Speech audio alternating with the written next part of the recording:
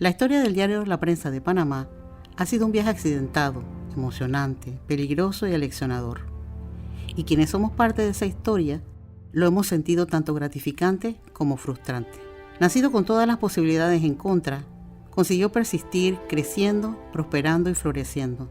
En apenas 39 años de vida, La Prensa ha superado, más bien sobrevivido, a toda clase de obstáculos, con el objetivo en mente de primero desarmar la dictadura y luego construir y fortalecer la democracia. Este diario ha vivido a salto de mata desde su concepción. Resumiendo su odisea de 4 décadas, La Prensa ha atravesado 5 cierres, el primero de ellos con apenas 1 año y 2 meses de haber sido inaugurada. Sus instalaciones, directivos y personal han sido atacados violentamente en al menos 6 ocasiones. Se le ha demandado un sinnúmero de veces. La primera de ellas se presentó a menos de 1 año de la inauguración. Se le ha sometido a censura y a presiones económicas. Los asociados, hasta las familias, nos vimos sometidos a presiones, intimidaciones y persecución. Se nos seguía y amenazaba. Se nos impidió trabajar. Se nos acosó dejando sin empleo a familiares que laboraban en el gobierno. Nos sometieron a un cerco de hambre en un fútil intento de manipularlos y nada funcionó. Nunca contaron con que no estábamos solos. Son numerosos los gestos de solidaridad moral y material con los que los panameños nos apoyaron. En medio de la crisis, con el periódico cerrado, se organizó una feria para recaudar fondos. Se proyectó reunir $5,000.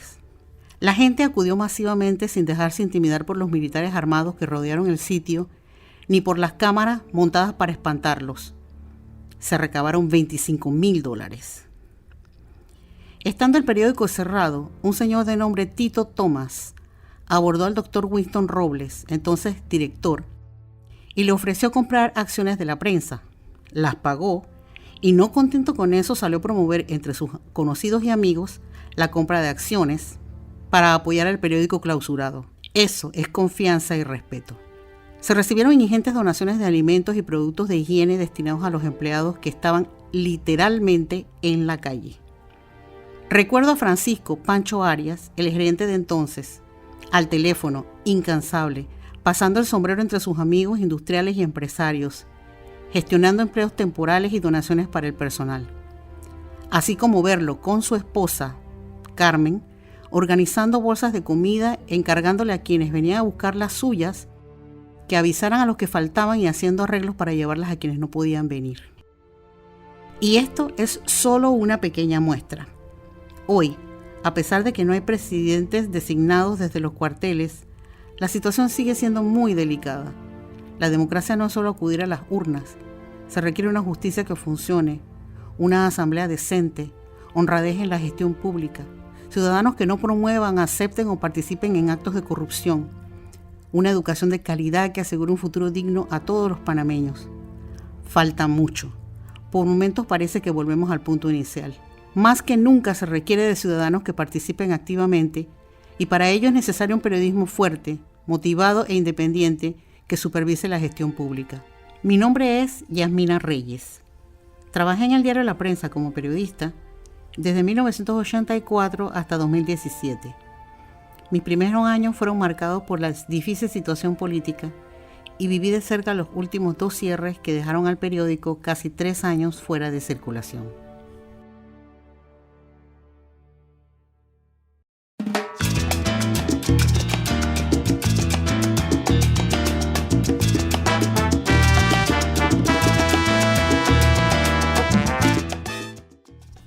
Nunca sabe uno lo que hará en un momento crítico. Cree que lo sabe, pero realmente no. La noche del 25 de febrero de 1988, cuando se produjo el último cierre de La Prensa, mientras escribía una de las páginas trágicas no solo para el periódico, sino para el país, hice algo que nunca pensé que haría. Verán, cuando el presidente Eric Arturo del Valle anunció por cadena de televisión la destitución de Noriega de su cargo de jefe de las Fuerzas de Defensa, la gente en la redacción saltó de alegría. Brincábamos, gritábamos, nos abrazábamos, como si hubiéramos ganado la lotería. Algunos hasta lloramos. unas lagrimitas. Se acabó, pensé. Esta vaina se acabó. Ganamos. Hasta que asunté a Wilfy, el subdirector Alfredo Jiménez Vélez, uno de mis mentores. Tenía una expresión que encontré muy rara para alguien que está feliz. Nadie tiene esa cara cuando está feliz. Y ordenaba su escritorio y recogía algunos documentos y pertenencias. Parecía que empacaba. Mi escritorio estaba apenas a 3 pasos del suyo y me le acerqué. Mientras la algarabía aún reinaba en el gran salón que era la redacción, le pregunté: Wilfy, ¿qué pasa? ¿No está feliz? Me miró como si fuera la pregunta más pendeja del mundo. Esto no se ha acabado. Esto no se va a quedar así y nosotros vamos a ser los primeros en pagar. Fue como si me cayera un rayo. ¿De qué hablaba este hombre? No llegaba para afuera. ¿Tú crees que él va a aceptar esa medida tranquilamente? El animal herido es más peligroso. Guarda tus vainas más importantes para que no tengas que recoger nada a última hora y se te quede algo de valor. El alma se me fue al piso. Este hombre tenía mejor olfato que un sabueso. Podía sentir en dónde había una noticia antes de que la cadena de eventos que la produciría se hubiera completado. Él tenía razón. Dejé la celebradera, que después de lo dicho por Wilfy era prematura e ingenua, y empecé a empacar. Un regusto amargo me subió a la boca y un dolorcito sordo se me instaló en el estómago. Recogí un par de libros y algunos cassettes con entrevistas aún sin transcribir y otras publicadas pero que quería conservar. Pasaron algunas horas muy tensas y nada ocurrió. En esa estábamos, esperando el golpe, cuando caí en la cuenta de que ese día andaba con el carro de mi mamá y que debía ponerlo a resguardo porque generalmente mandaban a cerrarnos a su chusma, que llegaba a hacer el mayor daño que fuera posible. En vista de lo azarosa que era nuestra vida en el periódico, una amiga muy querida que vivía cerca de la prensa me había ofrecido su parking en caso de cualquier cosa. Con las palabras de Wilfy resonando en mi cabeza, decidí poner a salvo el carro y regresar a mi puesto en el fuerte. No recuerdo por qué, pero Ricardo Lavieri estaba conmigo. Doy rewind y rewind, pero no logro precisar si él bajó conmigo o había ido a buscar comida al Mickey Mouse, ahora Waikiki, la única comida decente que había en los alrededores en la noche. El caso es que de vuelta veníamos ambos. Para que luego entiendan de lo que hablo, debo decir que para entonces no solo tenía 30 años menos, también cargaba 80 libras menos. Ese día usaba tacones medianos y un traje que me encantaba porque me hacía sentir sexy. Era un camisero ceñido con una falda de medio paso, de esas que te hacen caminar como si fueras una geisha con pasitos cortos que te hacen menear las caderas. Veníamos subiendo la loma de la 12 de octubre como quien viene de la Vía España, por la acera derecha. Cuando tomas esa ruta, el edificio del periódico no se ve, especialmente por alguien como yo que apenas rozo el 1,5 metros de estatura. Solo empiezas a avistarlo al llegar al edificio Torre 300. El caso es que llegando a Torre 300 y aún sin ver el periódico, percibí algo raro. Era un reflejo azul y luego rojo que lamía la fachada del condominio. Y como pude, apuré el paso, solo para ver a un patrulla calladito estacionado a las puertas del periódico con las luces intermitentes prendidas. ¡Chuta! ¡Están cerrando el periódico!, le dije a Lavieri, que por alguna razón no iba junto a mí sino un par de pasos atrás. Y salí disparada, o eso quise hacer. Fue como en las cómicas, que el personaje quiere salir corriendo y algo lo frena. Era la bendita falda que no me dejaba dar zancadas. Sin pensarlo me la levanté hasta la cintura y me solté a correr por la calle sin atender la mirada de sorpresa de Lavieri. Creo que la impresión lo paralizó unos segundos. Al pasar frente a la gasolinera, el despachador se quedó mirando el espectáculo, tal vez pensando que esta se volvió loca, a lo que le espeté: ¡están cerrando el periódico! ¡Avisa, avisa! Y seguí corriendo. Llegué a la puerta y no sé cómo subí las escaleras, pero aprovechando el impulso le di un empellón a la gente que estaba en la puerta, descolocando lo suficiente para que Lavieri, que me seguía de cerca, se colara detrás de mí mientras gritaba desaforada: ¡Yo trabajo aquí! ¡Yo trabajo aquí! Logramos llegar al acceso de la redacción antes de que el vigía se recuperara. Pobre tipo, le deben haber metido su buen cuadro. Nos detuvieron en las escaleras por las voces que dio el centinela. Wilfy se abrió camino entre los tongos e intervino, confirmando que éramos periodistas. El tipo, que parecía a cargo, nos permitió pasar y me llevó a mi escritorio a recoger mi cartera que ya tenía preparada. ¿Cuándo me reacomodé la falda? No me acuerdo. Pero el show solo duró unos 2 minutos, lo que tardé en llegar de Torre 300 a las escaleras de acceso a la redacción. Y a estas alturas, no puedo explicarme cómo pude correr tan rápido en taconada, ni cómo tuve la presencia de ánimo para medio desnudarme en plena calle o para taclear al tipo de la puerta. Con el tiempo y la claridad que da la madurez, la poca que he reunido, entendí que no solo te dan lo que puedes manejar, aunque no lo sepas, sino que las cosas pasan por alguna razón. Tal vez si Ricardo hubiera estado solo, lo habrían atacado.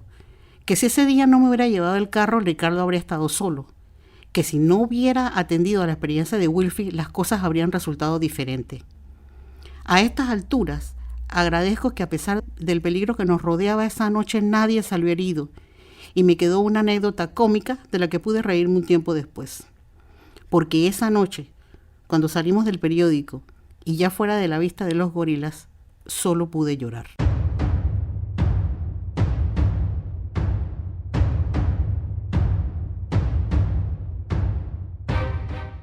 Liz Carrasco formaba parte del staff de periodistas de la prensa cuando se producen los 2 últimos cierres y volvió a ocupar su puesto tras la reapertura a finales de 1989.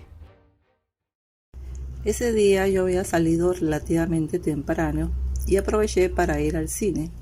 Como en aquella época no todos contábamos con celulares, estuve 2 horas ajena a lo que ocurría en la prensa.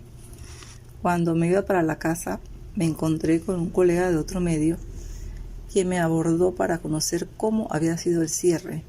Yo al principio no entendía, no daba crédito al hecho de que hubiesen vuelto a cerrar el periódico. Definitivamente, ese nuevo cierre fue un trago muy amargo para los directivos, accionistas, periodistas, fotógrafos, en fin, para todos los asociados que ahí laborábamos. Fueron meses de oscurantismo, literalmente, por el hecho de que del abuso militar que acalló a la prensa independiente de Panamá. Sin embargo, a pesar de no poder ejercer el periodismo, la mayoría de nosotros manteníamos la esperanza de que el periódico algún día volvería a salir. Al final, cuando se anunció la reapertura, en cuanto las circunstancias lo permitieron, llegué a la prensa y me puse a trabajar junto a los otros compañeros que se reincorporaban. Fue como empezar de cero en vista del gran daño en las instalaciones y equipos. Pero aunque solo contábamos con pocas computadoras para la edición y armado de las páginas, hacíamos aquella labor sin importar el tiempo que nos tomara. Para nosotros lo importante era hacer que la prensa volviera a circular y a informar con total libertad.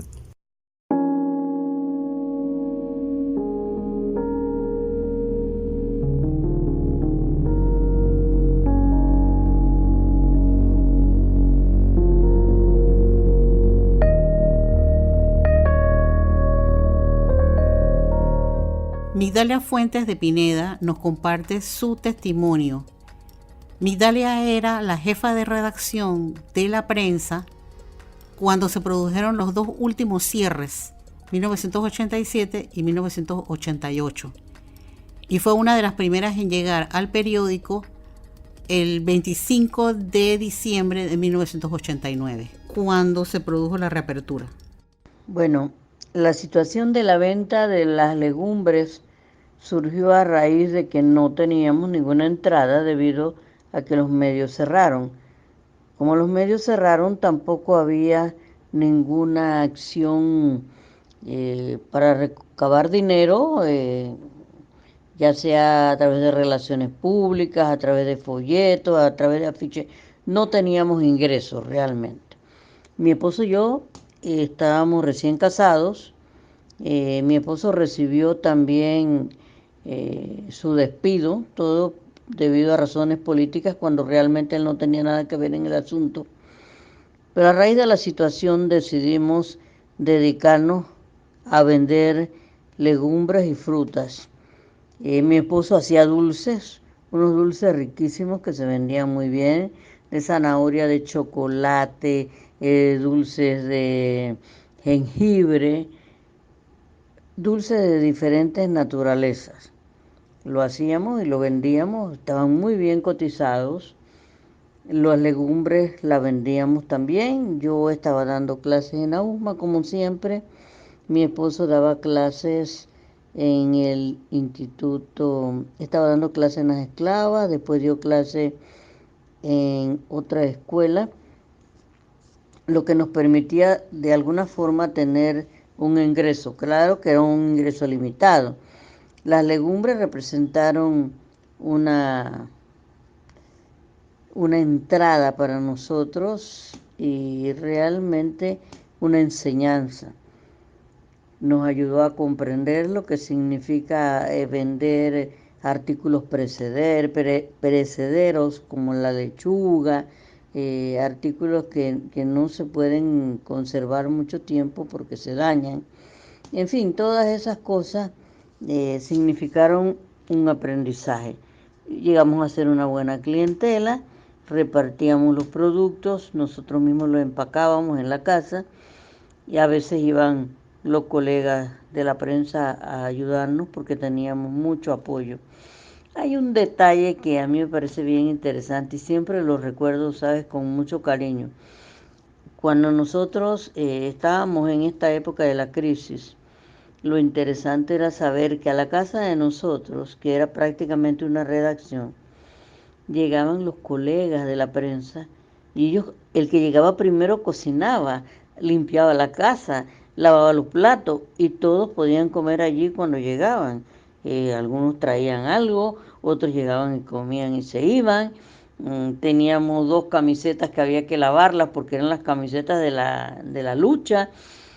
Fue una época de tanto cariño, donde había tanta camaradería y tanta fuerza, que nosotros nos sentíamos realmente muy identificados los unos a los otros.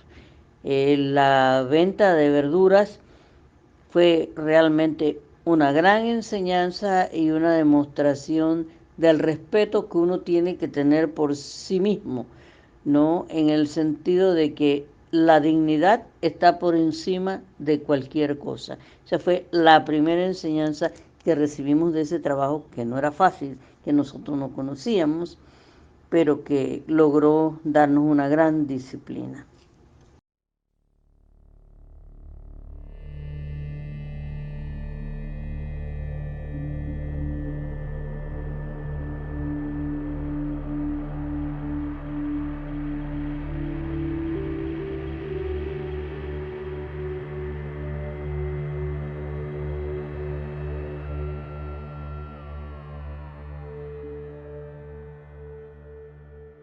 Juan Carlos Planels era jefe de soporte cuando se producen los 2 últimos cierres de la prensa y fue uno de los primeros en entrar al periódico cuando se produce la reapertura el 25 de diciembre de 1989. Cuando entramos al edificio, aquello fue un escenario bien triste. No había electricidad en el edificio, además de eso habían prácticamente que desvalijado todo, se habían robado todo lo que era la circuitería eléctrica del edificio, breakers, cables, interruptores de luz, luces, equipos que tenían partes eléctricas también las habían desvalijado y en algunos casos robado, equipos que tenían transformadores, cosas que eran que se podían usar en el mercado para venderse, ¿no?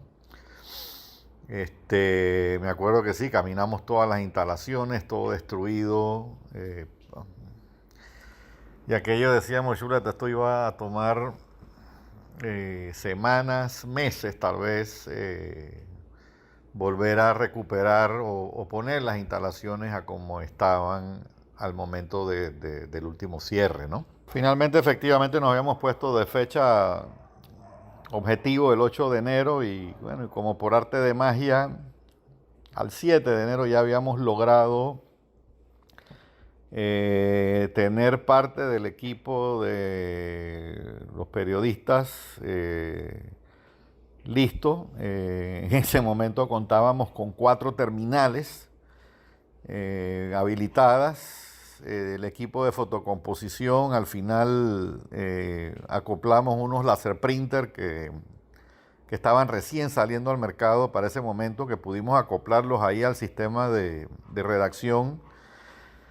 Y básicamente todo se imprimía en láser printer desde el sistema de los periodistas, se recortaba con tijera y la gente de Armada simplemente lo armaban a mano, ¿no?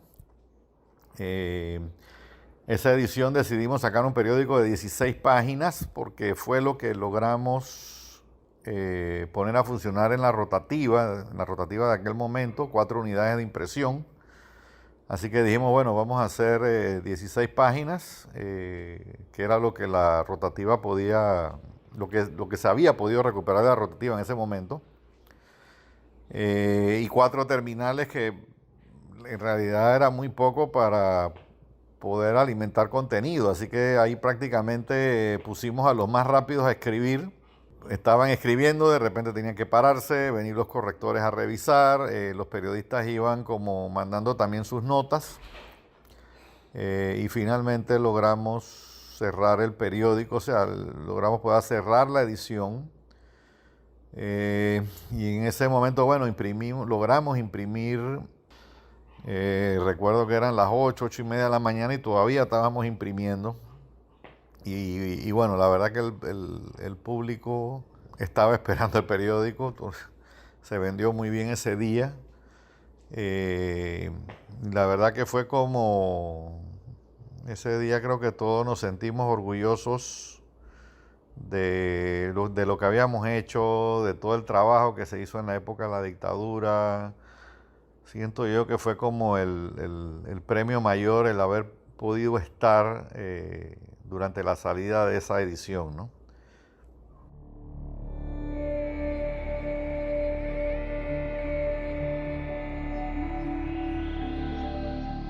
Sí, también recuerdo que cuando ingresamos a la prensa, el ejército de Estados Unidos fue en realidad el que abrió las puertas y el que nos abrió para que pudiéramos entrar. Sí recuerdo que en ese momento ellos, por temas de seguridad, dejaron como 10 soldados dentro de las instalaciones del periódico, ¿no? Estos 10 soldados dormían allí, comían allí y operaban desde allí. Y nos acompañaron básicamente en todo ese proceso de reconstruir, ¿no? el periódico, ya eran como parte de nosotros, ¿no? Vigilando las instalaciones. Creo que el segundo o tercer día que empezamos ahí a reconstruir y que nos quedábamos ahí prácticamente trabajando 16, 18 horas al día. Recuerdo que los alertaron de que posiblemente venía un ataque y entonces ellos agarraron las personas que estábamos allí, que afortunadamente no éramos muchas, nos encerraron en el edificio y empezaron a poner minas, explosivos alrededor de todo el edificio en son de defensa, ¿no? Afortunadamente nunca pasó nada, no hubo tal ataque y no hubo necesidad de eso, pero sí fue un momento tenso y difícil. También la situación era difícil porque la prensa estaba quebrada, o sea, la prensa no tenía dinero, había estado 2, 3 años sin operar prácticamente, con saldos, se le debía dinero prácticamente a todos los proveedores, porque el cierre fue abrupto. Así que muchos de estos proveedores yo diría que se las rifaron con nosotros en el sentido de darnos crédito, de darnos mercancía a cambio de simplemente una promesa o decirle, bueno, aquí cuando la cosa se arregle te vamos a pagar, ¿no? Así nos pasó con los proveedores eléctricos, así nos pasó con los proveedores de materia prima, los suplidores, el suplidor de papel, el suplidor de tinta, que ya teníamos deuda con ellos grandes. Afortunadamente todos ellos confiaron en la prensa. Muchos anunciantes que pautaron, nos dieron un voto de confianza. Y por el lado de los equipos de fotocomposición y los equipos de redacción también tuvimos el mismo problema, ¿no? Recuerdo que tuvieron que armar un equipo muy reducido en Fort Lauderdale, uno de los fabricantes de los equipos que usábamos. Armaron una configuración mínima, muy pequeña del sistema para ser acoplada al nuestro. Y efectivamente la armaron en un par de días. Nos las mandaron en un vuelo de estos que venía de Miami a Panamá, lo retiramos en el aeropuerto y procedimos a armar acá el sistema, ¿no? Sí teníamos también el inconveniente de que una de estas compañías, como teníamos un saldo grande con ellos, no querían mandar nada a cambio de que le hiciéramos un pago, un abono, y por supuesto la situación que tenía la prensa en ese momento no era con capacidad de desembolso de dinero. Pero finalmente nos mandaron el equipo necesario para poder arrancar. Unos meses después, uno de los técnicos que trabajaba en esa compañía me comentó, dice, mira Juan, el equipo se iba a mandar, sin embargo el departamento de finanzas dijo que no, y posteriormente a eso se recibió una llamada, él no recuerda bien si fue el Departamento de Estado o la embajada de Estados Unidos acá en Panamá pidiéndole el favor que nos mandaran, y por eso fue que mandaron las partes, ¿no?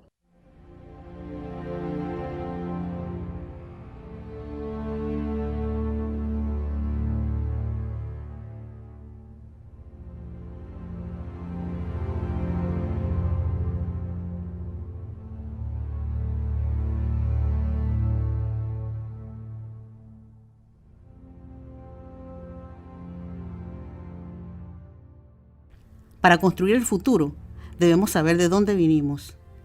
Estos testimonios que compartimos hoy aquí intentan hacer eso, especialmente para que las nuevas generaciones conozcan su pasado, para que puedan defender y construir un mejor futuro para sí y Panamá.